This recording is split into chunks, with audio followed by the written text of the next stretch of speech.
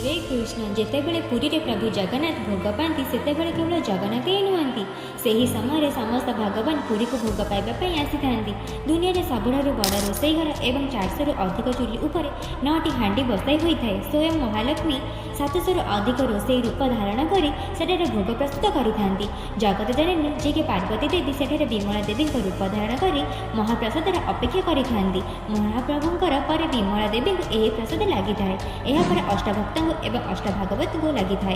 तापर एही महाप्रसाद आनंद बजार आसी थाए। आनंद बजार रे तो महाप्रभु का महाप्रसाद को देखि आत्मा खुशी नाची उठी थाए।